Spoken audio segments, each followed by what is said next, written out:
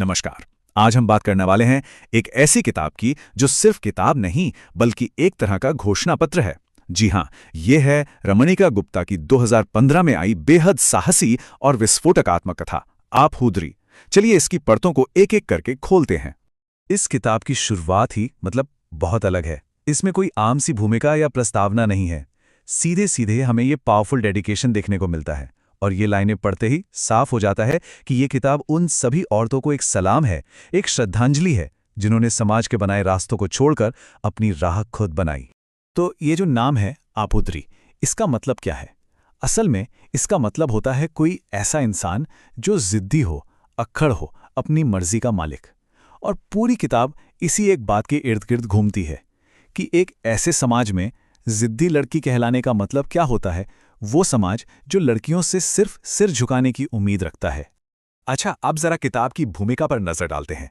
यहां रमणिका गुप्ता बताती हैं कि वो कौन सी सोच थी, वो कौन सा फिलॉसफी था जिसने उन्हें अपनी कहानी, अपनी पूरी जिंदगी दुनिया के सामने रखने पर मजबूर कर दिया। और उनके लिए ये आत्मकथा लिखना बस अपनी यादें लिखने जैसा नहीं था। नहीं, ये एक बहुत सोचा समझा कदम था। समाज में जो पाखंड है, जो हिपोक्रेसी है, उसे सबके सामने लाने का और अपनी जिंदगी को बिना किसी फिल्टर के ज्यों का त्यों रख देने का एक तरीका था। और यही तो उनकी सबसे बड़ी सोच है। उनका मकसद ये नहीं था कि समाज के बनाए नियमों पर चलकर जीत हासिल की जाए। नहीं, उनका मकसद तो खेल के नियम ही बदल देना था। वो पैमाने ही बदल देने थे जिन पर सफलता को तौला जाता था। ये लाइन उनके यकीन को दिखाती है। उनका मानना था कि सच जितना बड़ा होता है ना, उसकी गूंज भी उतनी ही दूर तक और उतने ही लंबे समय तक सुनाई देती है, भले ही उस सच को बोलना कितना ही मुश्किल क्यों ना हो। अब एक बहुत ही मजेदार बात, क्या कभी ऐसा हो सकता है कि किसी किताब का स्ट्रक्चर, मतलब उसकी बनावट ही उसके मैसेज को बताए? इस किताब के साथ ऐसा ही है। इसकी बनावट खुद में एक विद्रोह है। चलिए देखते हैं कैसे। तो ये किताब असल में उनकी आत्मकथा का दूसरा हिस्सा है। पहला था हादसे, और आपूद्री को दो बड़े हिस्सों में बांटा गया है। पहले हिस्से में उनके बचपन से लेकर उनकी पर्सनल लाइफ की बातें हैं और दूसरे हिस्से में उनकी पॉलिटिकल लाइफ और एक्टिविज्म की कहानी है।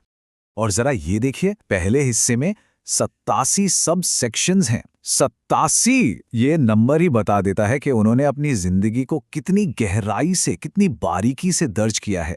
ऐसा लगता है जैसे वो कुछ भी, जरा सा भी छोड़ना नहीं चाहती थी। और दूसरे हिस्से में भी 35 सबसेक्शंस हैं। तो ये जो इतना डिटेल स्ट्रक्चर है ना, ये बस कोई लिटरेरी चॉइस नहीं है, ये एक कॉन्शियस डिसीजन है। ये एक तरीका है ये दिखाने का कि एक बागी जिंदगी का हर छोटा बड़ा पहलू कीमती होता है, हर सच को दर्ज किया जाना चाहिए।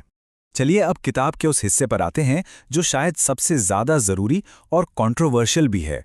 ये है शुचिता, यानी प्योरिटी का मिथ। एक ऐसा मिथक जिसे समाज अक्सर औरतों के खिलाफ एक हथियार की तरह इस्तेमाल करता है।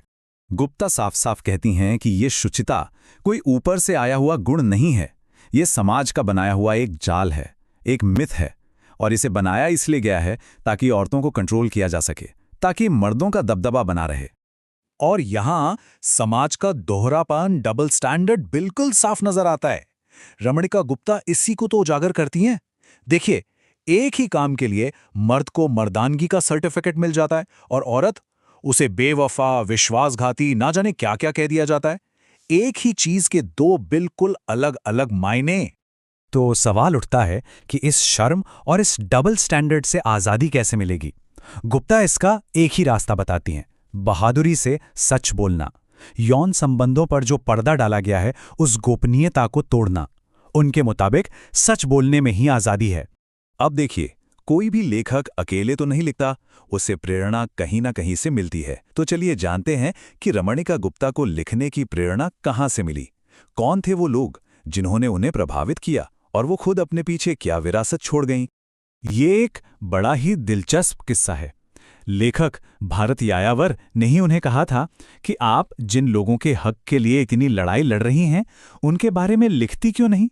उनकी जिंदगी के संघर्षों में ही तो आपको असल कहानियां मिलेंगी। और यहीं से उनका कविताओं से कहानियों की तरफ सफर शुरू हुआ। और फिर सोचिए, जब डॉक्टर रामविलास शर्मा जैसे बड़े क्रिटिक ने उनसे कहा कि तुम्हारे अनुभव वो तो इस दौर का इतिहास है, एक डॉक्यूमेंट है, तो इस बात ने उन्हें कितना हौसला दिया होगा। इसने उनके संघर्षों को एक हिस्टोरिकल इंपॉर्टेंस दे दी, और शायद यही वो आखिरी पुश था जिसकी उन्हें अपनी आत्मकथा लिखने के लिए ज़रूरत थी। आप उधर ही तो है ही, लेकिन ये जानना भी ज़रूरी है कि उनका काम सिर्फ यहीं तक सीमित नहीं था। उनका लिटरेरी कंट्रीब्यूशन बहुत बड़ा है। उन्होंने उपन्यास लिखे, कहानियाँ लिखीं, ट्रैवलॉग्स लिखे, मतलब उनकी कलम हर विधा में चली। और अंत में ये लाइन उनकी पूरी जिंदगी, उनकी पूरी सोच का सार है। उन्होंने हार को कभी एक ऑप्शन की तरह देखा ही नहीं। उनका मानना था कि हारना न तो उनकी किस्मत है और न ही किसी औरत की, बस लड़ते रहना है। तो ये किताब हमें एक बहुत बड़े सवाल के साथ छोड़ जाती है। जरा सोचिए, क्या होता है जब कोई इंसान ये फैसला कर ले कि हार उसकी नियति है ही नहीं? क्या बदल जाता है?